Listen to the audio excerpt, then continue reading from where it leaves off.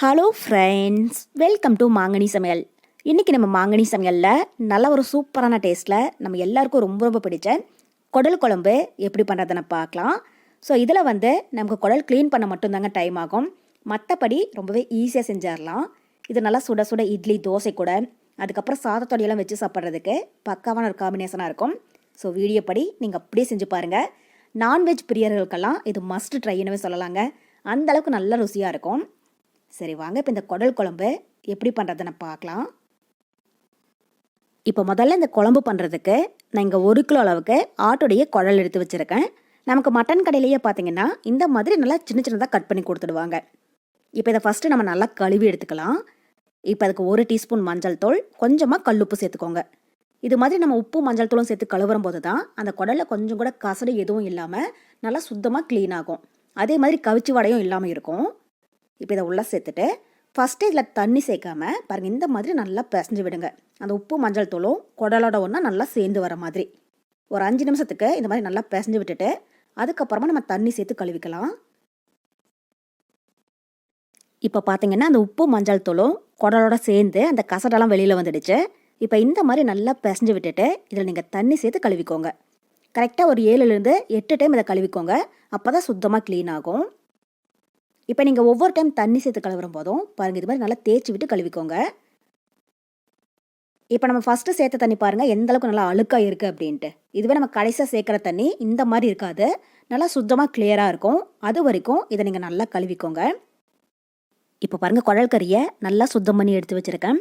இப்போ ஃபஸ்ட்டு இருந்ததுக்கு இப்போ பாருங்கள் எவ்வளோ நல்லா பளிச்சுன்னு இருக்குன்னு இந்த மாதிரி இருக்கணும். அப்போ தான் குழம்புல கவிச்சி வடை இல்லாமல் இருக்கும். இப்போ இது அப்படியே ஒரு ஓரமாக இருக்கட்டும். இப்போ அடுத்தது இந்த குழம்புக்கு நம்ம தேவையான மசாலா பொருளையெல்லாம் அரைச்சி எடுத்துக்கலாம். இப்போ அதுக்கு ஒரு மிக்ஸி ஜாரில் 1 கப் அளவுக்கு துருவின தேங்காய் சேர்த்துக்கோங்க. இப்போ இது கூடவே 1 இன்ச் அளவுக்கு பட்டை, 5 லவங்கம், 1 டீஸ்பூன் சோம்பு, அப்புறம் 1 டீஸ்பூன் சீரகம், 2 டீஸ்பூன் மிளகு, கூடவே 1 டீஸ்பூன் கசகசாவும் எடுத்து வச்சுருக்கேன். இப்போ இதெல்லாம் சேர்த்துடலாம். இதில் உங்ககிட்ட கசகசா இருந்துச்சுன்னா சேர்த்துக்கோங்க, இல்லைனாலும் இதை ஸ்கிப் பண்ணிடலாம். கசகசாவுக்கு பதில் 1 டீஸ்பூன் பொட்டுக்கடலை சேர்த்துக்கோங்க. குழம்பு நல்லா திக்காக இருக்கும். அப்புறம் இதில் கொஞ்சமாக தண்ணியும் சேர்த்துட்டு நல்லா நைஸாக அரைச்சி எடுத்துக்கோங்க. இப்போ இதை அரைச்சிட்டு வந்துடலாம். பாருங்கள், இப்போ குடல் குழம்புக்கு மசாலா விழுது தயாராக இருக்குது. இந்தளவுக்கு நல்லா மையாக அரைச்சிக்கோங்க. அப்போ தான் குழம்பு நல்லா திக்காக இருக்கும். இப்போ இது அப்படியே ஒரு ஓரமாக இருக்கட்டும். அடுத்தது நம்ம குடல் குழம்பு ரெடி பண்ணிடலாம். இப்போ அதுக்கு ஒரு குக்கரில் 5 டேபிள் ஸ்பூன் எண்ணெய் விட்டு சூடுபடுத்திக்கோங்க. இப்போ எண்ணெய் காஞ்சதும் இதில் 1/2 இன்ச் அளவுக்கு பட்டை, 4 லவங்கம், கூடவே பாதி அளவுக்கு அனாசி பூ சேர்த்துக்கோங்க.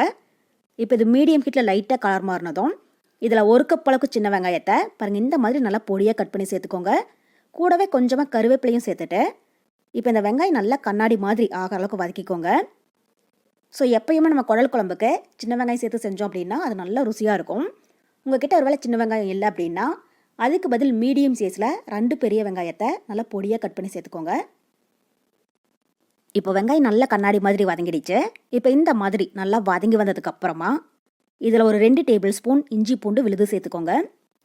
சேர்த்துட்டு அதனுடைய பச்சை வாசனை போகிற வரைக்கும் இதை நல்லா வதக்கிக்கோங்க. இப்போ இஞ்சி பூண்டுடைய பச்சை வாசனை போக நல்லா வதங்கினதும் இதில் நான் மீடியம் சைஸில் நல்லா பழமாக 2 தக்காளி கட் பண்ணி வச்சுருக்கேன். அதை உள்ள சேர்த்துடலாம்.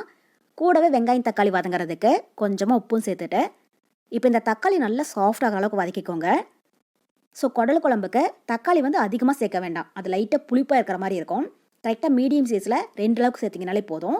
இதுவே பெருசாக இருந்துச்சுன்னா நீங்கள் 1 மட்டும் சேர்த்துக்கோங்க. இப்போ பாருங்கள், வெங்காயம் தக்காளி நல்லா சாஃப்டாக வதங்கிடுச்சு. இப்போ இந்த மாதிரி நல்லா குலைவாக வதங்கி வந்ததுக்கப்புறமா இதில் நம்ம க்ளீன் பண்ணி வச்சுருக்கிற அந்த குடல் கறியை உள்ளே சேர்த்துடலாம். சேர்த்துட்டு இப்போ ஸ்டவ் ஹை ஃப்ளேமில் வச்சு இதை ஒரு 5 நிமிஷத்துக்கு நல்லா வதக்கிக்கோங்க. அந்த குடல் வெங்காயம் தக்காளியோட சேர்ந்து நல்லா வதங்கி அதுலேருந்து தண்ணி பிரிஞ்சு வரும். அது வரைக்குமே இதை நல்லா வதக்கிக்கோங்க. இப்போ பாருங்கள், ஒரு 5 நிமிஷம் போல் இது நல்லா வதங்கி அதுலேருந்து தண்ணி பிரிஞ்சு வருது. இப்போ இதில் நம்ம கொஞ்சம் கூட தண்ணி எதுவும் சேர்க்கவே இல்லை. அந்த குடலே பார்த்தீங்கன்னா இந்தளவுக்கு நல்லா தண்ணி விட்டுருக்கு. இப்போ இந்த மாதிரி நல்லா வதங்கினதுக்கப்புறமா இதில் நம்ம தேவையான மசாலா பொருள் சேர்த்துடலாம். காரத்துக்கு 1.5 டேபிள் ஸ்பூன் குழம்பு மிளகாய் தூள். நான் வீட்டில் அரைச்ச குழம்பு மிளகாய் தூள் 1.5 டேபிள் ஸ்பூன் சேர்க்குறேன். நீங்கள் உங்கள் காரத்துக்கு தகுந்த மாதிரி இதை கூட்டி குறைச்சி ஆட் பண்ணிக்கோங்க. அப்புறம் 1 டேபிள் ஸ்பூன் மல்லித்தூள் சேர்த்துக்கோங்க. கூடவே 1 டீஸ்பூன் கரம் மசாலா இதெல்லாம் சேர்த்துட்டு இப்போ இந்த மசாலாவுடைய பச்சை வாசனை போகிற வரைக்கும் இதை நல்லா வதக்கிடுங்க. இப்போ இதில் நான் சேர்த்துருக்கிற குழம்பு மிளகாய் தூள் நான் ஃப்ரெஷ்ஷாக வீட்டில் அரைச்சது தான். அதனுடைய ரெசிபி லிங்க் வந்து நான் கீழே டிஸ்கிரிப்ஷன் பாக்ஸில் கொடுக்குறேன். தேவைப்பட்டால் எப்படி பண்ணுறதுன்னு செக் பண்ணி பார்த்துக்கோங்க. இப்போ அந்த மசாலாவுடைய பச்சை வாசனையெல்லாம் போய் எண்ணெயும் லைட்டாக பிரிஞ்சு வருது. இப்போ இந்த அளவுக்கு நல்லா வதங்கினதும் இதில் நம்ம ஃப்ரெஷ்ஷாக அரைச்சி வச்சுருக்கிற அந்த தேங்காய் விழுதை உள்ளே சேர்த்துடலாம். இப்போ தேங்காய் விழுது சேர்த்துட்டு ஸ்டவ் ஹை ஃப்ளேமில் வச்சு இதை நல்லா வதக்கிக்கோங்க. ஒரு 2-3 நிமிஷத்துக்கு இது அந்த மசாலாவிலேயே நல்லா வதங்கி வந்ததுக்கப்புறமா நம்ம இதில் குழம்புக்கு தேவையான அளவை தண்ணி சேர்த்துடலாம். இப்போ பாருங்கள், மசாலா பொருள் எல்லாமே நல்லா வதங்கி லைட்டாக எண்ணெய் பிரிஞ்சு வருது. இப்போ இந்த ஸ்டேஜில் நீங்கள் குழம்புக்கு தேவையான அளவை தண்ணி சேர்த்துக்கோங்க. உங்களுக்கு குழம்பு எந்த அளவுக்கு திக்னஸ் வேணுமோ நீங்கள் அதுக்கு தகுந்த மாதிரி சேர்த்துக்கோங்க. கூடவே இதில் தேவையான அளவு உப்பும் சேர்த்துட்டு இதோ டைம் லைட்டாக கலந்து விட்டுறலாம். நம்ம இது ஒரு 6-7 விசில் வேக வச்சு எடுக்க போகிறோம். அதனால் குழம்பு வந்து இந்த அளவுக்கு கொஞ்சம் தண்ணியாகவே வச்சுக்கோங்க. இது நல்லா வெந்ததுக்கப்புறமா இன்னுமே நல்லா திக்காகும். இப்போ இதை நல்லா கலந்து விட்டுட்டு இந்த ஸ்டேஜில் நீங்கள் உப்பு காரம் செக் பண்ணி பாருங்கள். உங்களுக்கு ஏதாவது உப்பு காரம் பத்தலை அப்படின்னாலும் இதில் நீங்கள் தேவையான அளவு ஆட் பண்ணிக்கோங்க. அவ்வளோதான். இப்போ குக்கருடைய மூடி போட்டு மூடி இதை மீடியம் ஹீட்டில் 6-7 விசில் வேக விடுங்க. அப்போ தான் குடல் கறி நல்லா சாஃப்டாக வெந்து வரும். 7 விசில் வந்து ப்ரெஷர் ஃபுல்லாக ரிலீஸ் ஆனதுக்கப்புறமா எப்படி இருக்குன்னு பார்க்கலாம். ஸ்டவ் வந்து மீடியம் ஹீட்லேயே இருக்கட்டும். இப்போ பாருங்கள், குக்கர் 7 விசில் வந்து ப்ரெஷர் ஃபுல்லாக ரிலீஸ் ஆகிடுச்சு. மூடி ஓப்பன் பண்ணி பார்க்கலாம். இப்போ குழல் குழம்பு சூப்பராக தயாராகிடுச்சு. இப்போ இதில் கடைசியாக வாசனைக்காக பொடி பொடியாக கட் பண்ணின கொஞ்சம் மல்லி இலை தூவி விட்டுட்டு இப்போ டைம் லைட்டாக கலந்து விட்டுறலாம். பாருங்கள், குழல் கறி எல்லாம் நல்லா சாஃப்டாக வெந்து வந்திருக்கு. கரெக்டாக 7-8 விசில் விட்டிங்கன்னா தான் இந்த அளவுக்கு நல்லா வேகும்.